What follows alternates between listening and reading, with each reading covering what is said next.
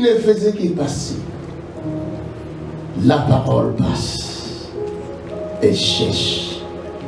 Il dit, je me tiens à la porte et je frappe. Si quelqu'un entend ma voix et qu'il ouvre sa porte, j'entrerai, je souperai avec lui et lui avec moi. Oh Jésus-Christ. Il avait des paroles si simples. Et quand il parlait dans la simplicité. C'est difficile de comprendre les choses qu'il disait si l'Esprit de Dieu ne te le révèle. La parole, c'est elle qui a fait toutes choses. La Bible dit qu'elle était au commencement avec Dieu. Et elle était Dieu. Et aujourd'hui, elle est qui? Elle est toujours Dieu. Tout a été fait par elle. Rien de ce qui a été fait n'a été fait sans elle. En elle était la vie, et la vie, la lumière des hommes. Ici, comme si on parle dans le passé, mais en réalité, la parole est omniprésente. Alléluia. Elle était, elle est, elle sera. Mais la parole dit, je me tiens à la porte. Je suis le créateur de toutes choses. Je suis le créateur de mariage. Je suis le créateur de l'argent. Je suis le créateur de l'or. Je suis le créateur des matières premières que vous cherchez. Je suis le créateur de tout ce dont vous avez besoin. Mais je me tiens à la porte et je frappe. Si quelqu'un peut entendre ma voix, elle ne cherchera plus l'or, mais l'or viendra dans sa maison. Elle ne cherchera plus l'argent, l'argent viendra dans sa maison. Qui peut entendre ma voix et ouvrir sa porte afin que j'entre. Et la parole passait dans la rue. La femme regardait. Et elle a remarqué la parole. Elle va dire à son mari, hey mon mari, regarde la parole qui passe. Si nous pouvons ouvrir notre porte et la faire entrer dans notre maison, afin qu'elle soupe avec nous et nous avec la parole. La Bible dit, celui qui vous reçoit, me reçoit moi-même. Oh my God! Ce n'était pas Élisée que cette femme avait reçu, c'était Dieu en personne. Le créateur des cieux sur la terre. Malheureusement, les hommes voient toujours en retard. C'est les femmes qui détectent la parole en premier. Et d'ailleurs, quand Dieu a créé l'homme à son image et à sa ressemblance, le jour où Dieu va créer la femme, Dieu a fait dormir l'homme. L'homme s'est endormi d'un profond sommeil. Il ne sait pas ce que Dieu avait fait pour créer la femme. Et quand Dieu a créé la femme, ils se sont parlé avec la femme. Et les choses qu'ils se sont dit, l'homme ne savait pas. Il se réveille, la femme était déjà là. Qu'est-ce que la femme s'est dit avec Dieu? Ça reste.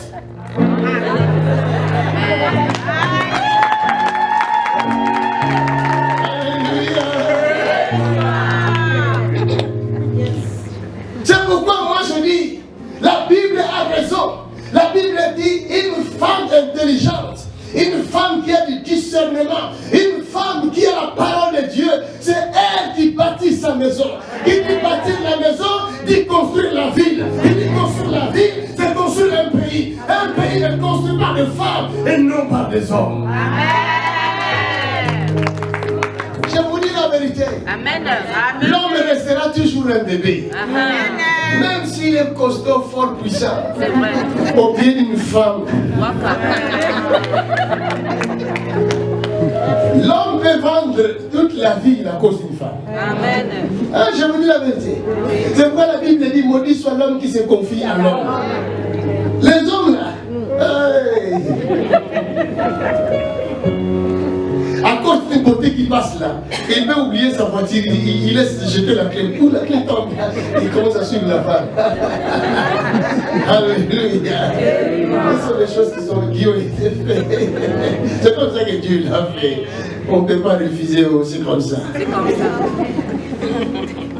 La femme regarde Dieu passer dans sa rue en homme. Elle a compris. que celui qui passe, c'est mon créateur. Alléluia. Et il dit à son mari, mon mari, c'est un saint homme de Dieu. Il n'a pas dit c'est un homme de Dieu. Donc il y a des hommes de Dieu et il y a des saints hommes de Dieu. Merci.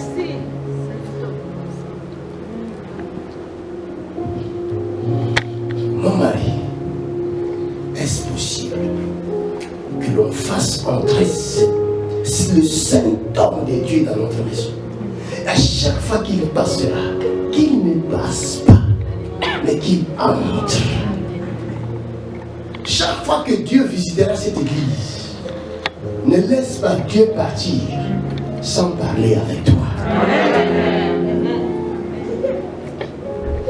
Sois pressé de parler avec Dieu.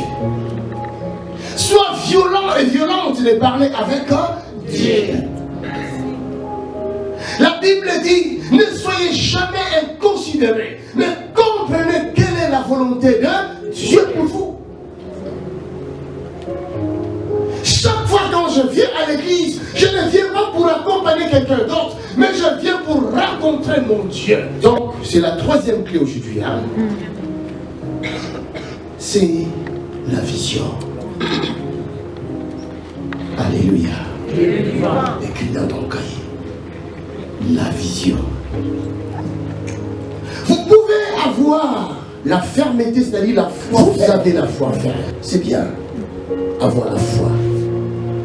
Mais la foi vous conduira à connaître Dieu.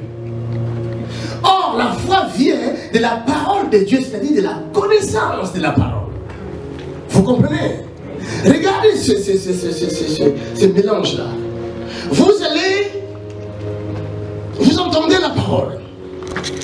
Vous vous approchez de la parole. Vous acceptez Jésus-Christ comme Seigneur et Sauveur. Et Jésus-Christ vous transmet la foi. Et la foi vous renvoie vers Jésus. Vous comprenez? Jean-Baptiste a dit, voici l'agneau de Dieu qui ôte les péchés du monde. Vous allez vers la foi. Vous obtenez la foi ferme. Mais la foi ferme, son but, c'est de porter votre regard vers Jésus-Christ. Pourquoi? Parce que Hébreux chapitre 12, verset 2, il dit la foi, et plutôt Jésus-Christ, en le regardant, en fixant le regard sur lui, il conduira votre foi. Il affermira votre foi avec les autres. Amen. Et il mènera votre foi, il amènera votre foi à la perfection. Vous recevez la foi, mais vous avez besoin que cette foi-là devienne parfaite. La foi est comme un enfant qui est né et qui a besoin de grandir. L'enfant est né, le travail n'est pas fini. Vous venez de mettre l'enfant au monde, l'enfant est dans le ventre, il grandit, n'est-ce pas? Donc, tu es obligé de nourrir cet enfant. C'est-à-dire, comme toi tu manges, comme l'enfant aussi mange. Et quand l'enfant va sortir, le travail n'est pas fini. C'est d'élever cet enfant, de chercher une nourriture appropriée pour la croissance de l'enfant. Est-ce que vous le comprenez? Et la foi, c'est la même chose. Dieu, vous venez vers lui, il vous communique la foi par sa parole. Mais la première parole que vous avez reçue, qui vous a donné la foi, ce n'était qu'une semence. Vous comprenez? Comme la semence qui entre dans le ventre de la femme. Ça vient de l'homme. Premier contact, l'enfant est entré par une semence. Et l'enfant commence à se former dans le ventre de sa maman. 9 mois après, l'enfant est sorti par cette semence-là. La semence a donné la naissance de l'enfant. Et cet enfant qui commence à grandir, il a besoin encore de la même personne qui avait donné la semence, afin de lui donner encore la nourriture. Vous comprenez? Cette fois-ci, le même homme qui avait donné la semence, il est obligé de sortir le matin, d'aller travailler pour chercher le pain pour son enfant. Et quand il vient avec le pain, il le donne à la maman, c'est maman qui va préparer, elle sait comment préparer pour donner à l'enfant. Et l'enfant continue à grandir. Donc, c'est un mélange. action. Je vais vers la parole me donne la foi, et la foi me conduit encore vers la parole. Afin que la foi devienne une foi ferme et parfaite. Jusqu'à ce que tu deviens comme Christ. C'est ça, Ephésiens chapitre 4 nous dit. Alléluia. Ephésiens chapitre 4, nous commençons au verset 10. Jusqu'en bas. Amen, écrivez seulement. Jusqu'à ce que tu deviens comme Christ. Si vous avez la vision, vous permettra de saisir les choses que les hommes ne voient point. La vision se marie avec la foi et la connaissance. Je vais vous expliquer. La Bible dit, or la foi est une ferme assurance des choses qu'on espère, mais une démonstration de celles qu'on ne voit pas. Vous comprenez? Cette femme avait la foi, mais elle a vu l'homme passer devant elle. Il faut voir ce que l'homme ne voit pas, qui est dans l'homme. Elle va détecter ça. Qu'est-ce qu'elle détecte? Elle détecte Dieu à l'intérieur de l'homme. Or, Dieu est esprit. Dieu, on ne le voit pas. Il est esprit. Mais comment savait-elle que cet homme est un saint homme de Dieu?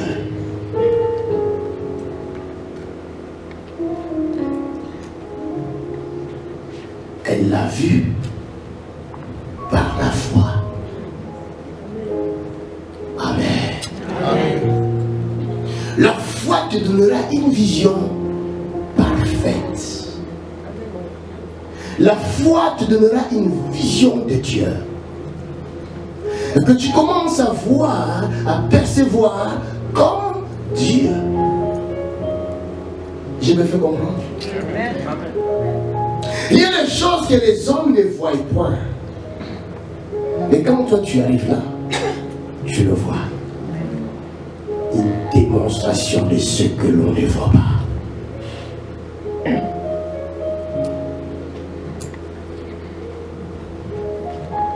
On te dit, toi tu ne mettras pas au monde, c'est fini. Elle répond à son médecin, je mettrai au monde. Le médecin dit non, ce n'est plus possible. On t'a enlevé une matrice, comment on appelle ça? Une trompe en Suisse. Ici, moi je t'ai enlevé la deuxième trompe qui restait. Les papiers à l'appui, c'est fini pour ta femme. Qu'est-ce que tu veux d'autre? Mais comme elle avait l'œil de la foi, elle va répondre à son médecin. Médecin, je mettrai au monde. Pourquoi? Parce que, regardez les mariages du 3. La foi, la connaissance et la vision. Hein? La vision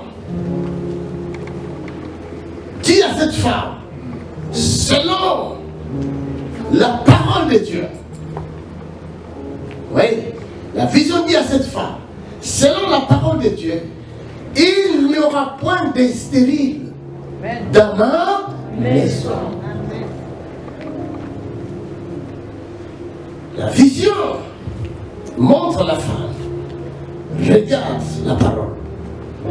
Il n'y aura point de stérile dans ma maison. Pas de stérile. Mais le médecin montre aussi à la femme. Ça fait deux visions. Le médecin montre à la femme la réalité scientifique. Que tu n'as plus de trompe. À qui croire maintenant?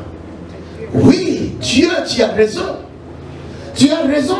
Tu as dit qu'il n'y aura point de stérile dans ta maison. Mais ici, le problème est que je n'ai plus de trompe. Donc, il y a quand même un argument qui va contredire ta parole. Parce qu'il n'y a plus de trompe. Il n'y aura pas d'hystérie dans ta maison si toutes les femmes ont les trompes. Mais moi, dans mon cas, je ne suis pas pareil que les autres femmes. Donc, il y a deux visions. Maintenant, cette femme, elle peut être perdue. Mais qu'est-ce qui va faire que cette femme ne perde pas sa vision? Hein? Acclamons le Seigneur. Mais attention, ce n'est pas n'importe quelle foi, c'est la foi ferme. Yes. Vous comprenez le mariage? Les trois choses, les trois clés. Tu as besoin de la connaissance de la parole, mais cette connaissance fera en sorte que tu aies la foi ferme. Et cette foi ferme te donnera une vision claire. Vous comprenez? Vous savez, je sens la parole de Dieu dans cet endroit. Amen. Je sens la parole. Quand les gens ne sont pas prêts à recevoir la parole, ne coule pas. Bien que je sens aussi les combats, la bataille, mais je sens la parole de Dieu. La parole qui frappe dans le cœur de quelqu'un. Je vais entrer et je vois quelqu'un qui a ouvert son cœur pour recevoir la parole. C'est pourquoi la parole est en train de couler. Alors, comme toi tu as vu, c'est la vision. Hein? La vision te permet d'obtenir les choses que les gens, le monde ne reçoit pas.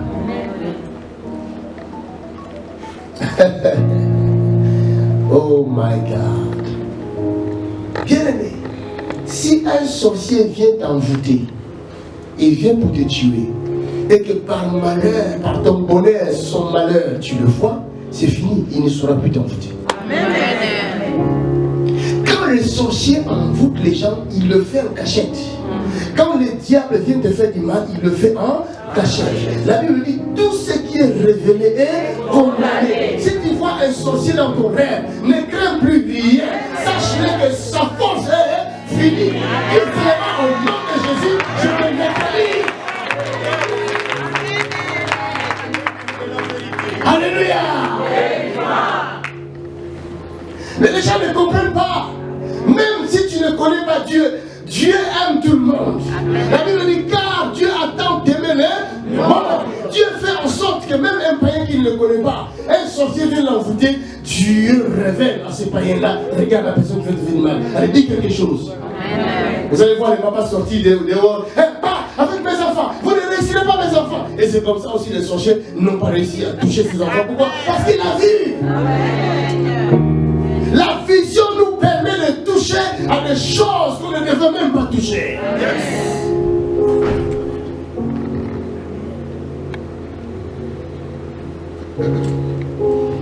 Ferme les yeux. Viens devant ici. Je vais vous montrer comment ça se passe. Tiens-toi là, regarde tout le monde. Ferme les yeux. N'ouvre pas, ne triche pas. Maintenant, Dieu a prévu un diamant pour elle. Le temps de lui donner sa richesse est arrivé. Donc Dieu vient.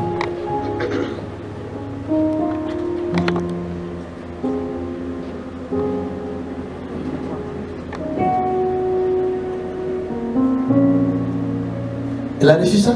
Non. Pourquoi elle ne l'a pas reçu? Parce qu'elle ne voit pas. Amen.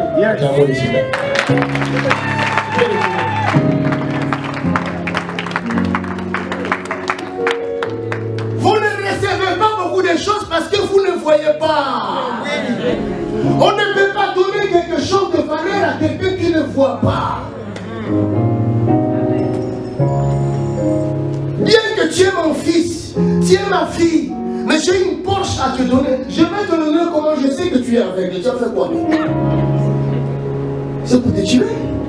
C'est la vérité. C'est pour te tuer. Je ne donnerai pas quelque chose de précieux à ma fille ou à mon fils qui ne voit pas. Non. Non. Au contraire, je vais donner ça à quelqu'un d'autre qui va utiliser ça pour elle ou pour lui. Amen. Vous comprenez? C'est pourquoi Galates 4, 1 à 4 dit, aussi longtemps que l'héritier est enfant, il ne diffère à rien d'un esclave. Il sera toujours soudé, tuteur, jusqu'à la maturité. Amen. C'est vrai. Tu es héritier. Malheureusement, tu es un enfant, on te met au même rang que l'esclave. Maintenant, ce qui est plus grave, c'est que ton argent à toi, ton héritage à toi, il faudra que l'esclave de ton père gère ça pour toi. Parce que lui, il est mature. Mais, il est esclave. L'héritage t'appartient toi. Pour aller faire des courses, ce n'est pas toi qui vas faire les courses. C'est les travailleurs de ton père qui va faire les courses. Arrivé à la banque, malheureusement, toi tu es enfant, tu ne sauras pas aller taper dans la machine, ce truc-là. C'est l'esclave de ton père qui va faire entrer la carte. Et c'est lui qui connaît les comptes que tu as. Dans ton compte, il y a des milliards d'euros. Toi-même, tu ne sais pas parce que tu es un enfant. Et les travailleurs de ton père, tu veux que tu veux un bonbon? Non, je ne te donnerai pas de bonbons parce que ça va te faire mal aux dents. Je vais t'acheter autre chose. Je ne veux pas te donner des bonbons, mais c'est pas l'argent. Non, tu n'as pas besoin de bonbons, tu as besoin d'autre chose. C'est l'esclave de ton père qui te dicte ce que toi tu dois manger, ce que toi tu dois faire, ce que toi tu vas mettre. Tu ne peux pas même t'habiller comme tu veux. C'est l'esclave de ton père qui dit non, tu ne vas pas porter ça, cette chaussure, non, c'est pas bon pour toi. Je vais te choisir ça, même si tu ne veux pas. Alors dis-moi, tu es libre ou tu es esclave? Esclave. Voilà, tu ne diffères à rien d'un esclave.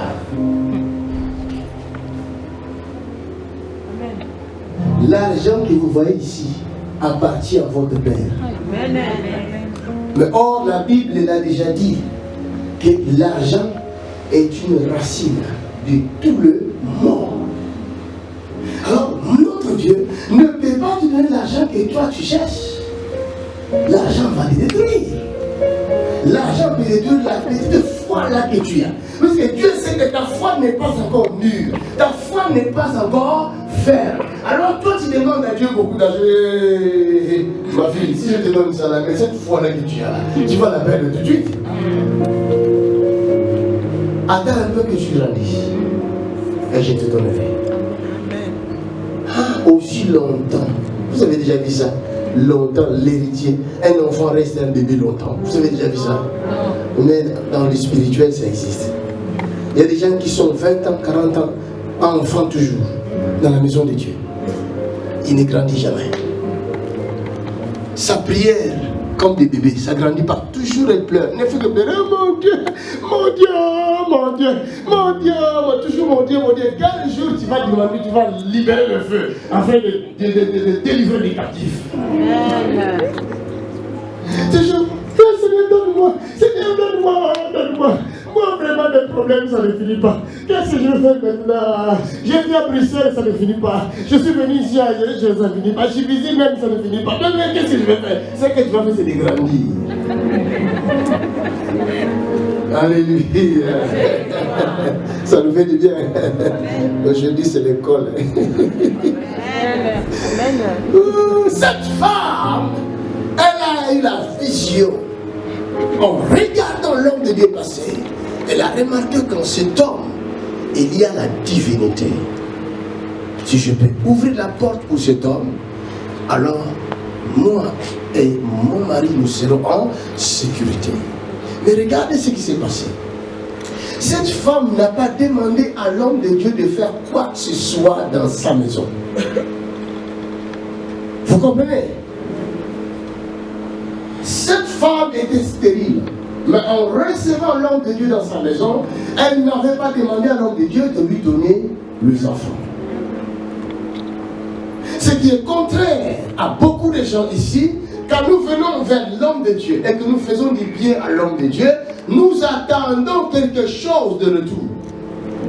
Il y a des gens qui viennent nous donner de l'argent parce qu'ils savent qu'il est dans les problèmes. L'homme de Dieu va lui donner la réponse à son problème. Et il y a des personnes, quand ils viennent donner les offrandes, ils donnent ces offrandes, ils payent sa dîme, tout en fixant les regards vers l'homme de Dieu. Il dit, je paye mes dîmes et mes offrandes. Ça fait 6 mois, ma situation ne change pas.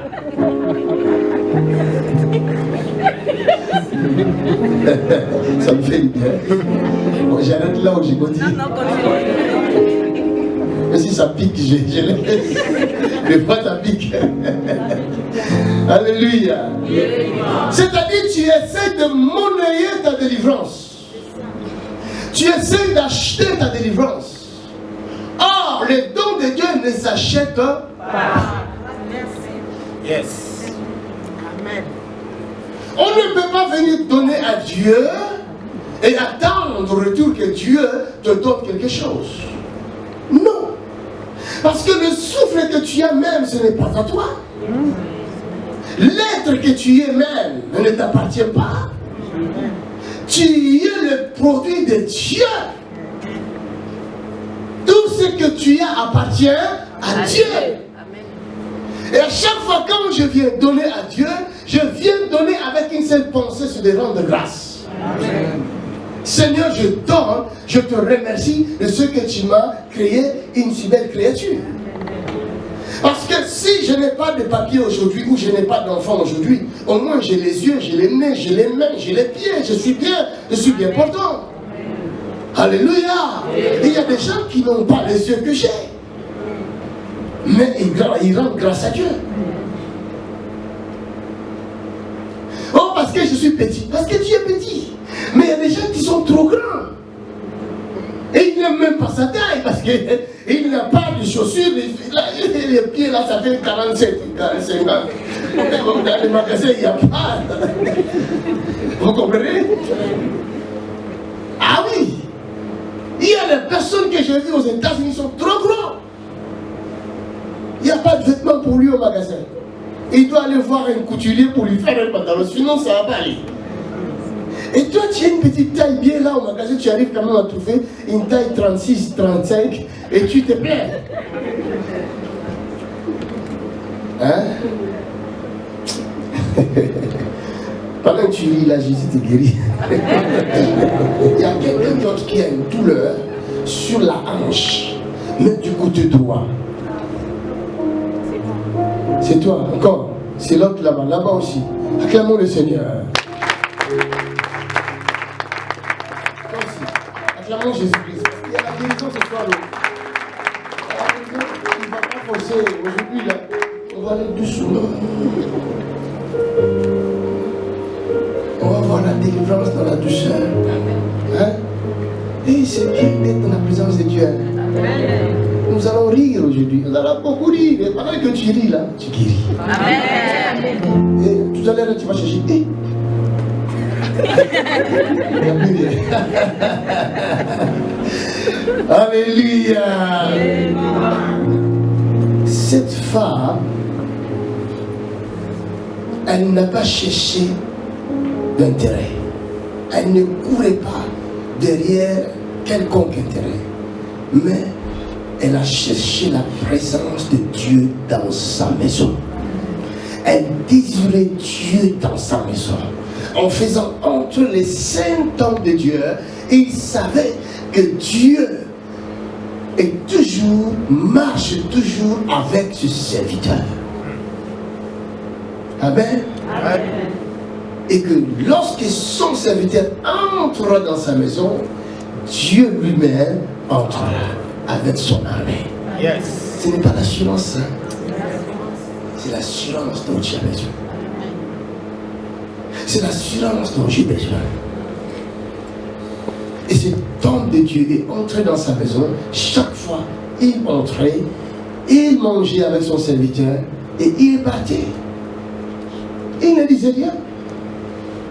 Un jour, la femme va dire à son mari encore, ah, mais cet homme, il fait manger, il fait que manger et partir. Si on construisait une chambre haute et la meubler, mettre un lit une table et une lampe. Alléluia.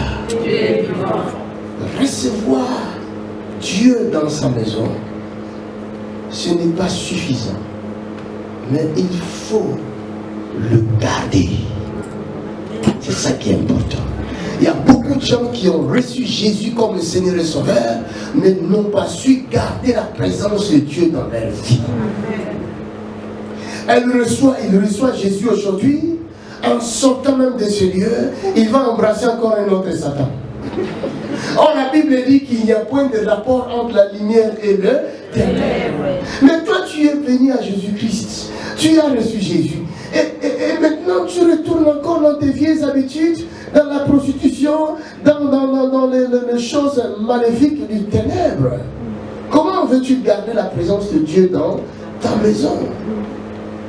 Si quelqu'un entend ma voix et qu'il ouvre sa porte, j'entrerai, je mangerai, je souperai avec lui et lui avec moi. C'est-à-dire, quand tu soupes avec quelqu'un, tu manges avec quelqu'un, vous vous regardez comme ça, côte à côte, n'est-ce pas? C'est-à-dire que ton regard est porté sur la personne. Et cette personne aussi, son regard est porté sur toi.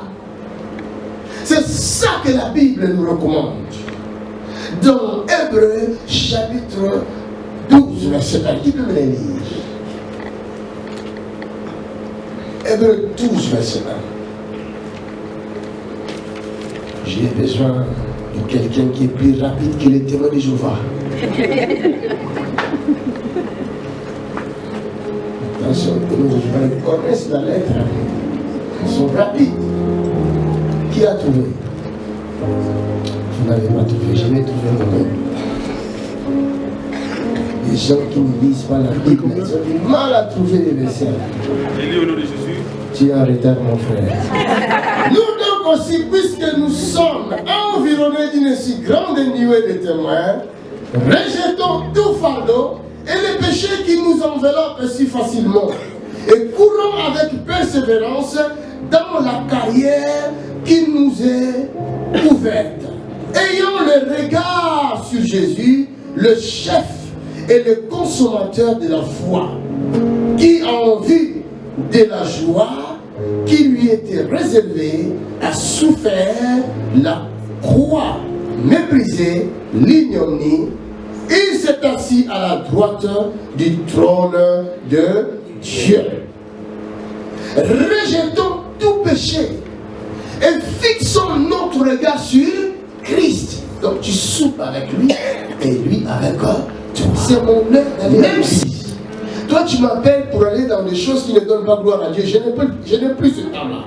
Maintenant mon temps c'est d'aller à la prière. C'est ça, regarder Christ. Souper avec lui et lui avec toi.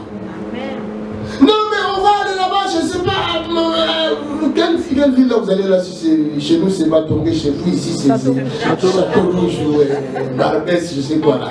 On va un peu là, on va faire, non, je n'ai plus le temps.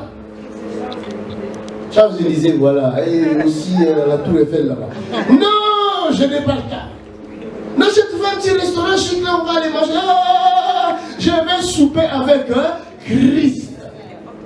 Yes. Mon fiancé Jésus m'attend. Si tu arrives à ce niveau-là, attends-toi à une foi ferme. À une foi parfaite. Je vous dis, la foi ferme, la foi parfaite ne blague pas. Hein? Yes. La foi ferme nous pousse à faire des choses extraordinaires qui dépassent l'entendement des hommes. Amen. Tu regardes quelqu'un qui est parfaitement aveugle. Celui qui a la foi ferme, et vient il dit, écoute, et c'est Jésus, au nom de Jésus. Boum, et Jésus. Qu'est-ce qui se passe? Une fois, oh, il a la magie. Ce n'est pas la magie, c'est la foi ferme.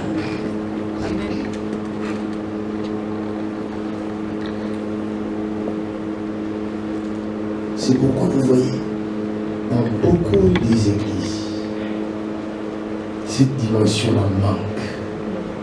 Et quand ils voient quelqu'un avec cette dimension-là, au lieu de l'accueillir, on lui jette des pierres.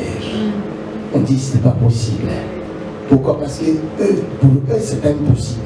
tu ne peux pas arriver à ce niveau-là. Ils n'ont pas le temps de fixer leur regard sur Christ. Ils ont le temps de faire des choses inutiles. Et quand ils viennent, ils gardent la religion. Ils se couvrent derrière la religion, mais en réalité, ils ne connaissent pas Dieu. Ils n'ont jamais pris le temps de parler avec ce Dieu. Et le Dieu créateur n'est pas dans leur maison. Beaucoup de gens vivaient à l'époque de cette femme-là. Dans la rue où l'homme de Dieu passait, il n'y avait pas que la femme. Mais regarde comment on va appeler cette femme. Une femme de distinction. Elle s'est distinguée. La vision peut te distinguer. Vous comprenez?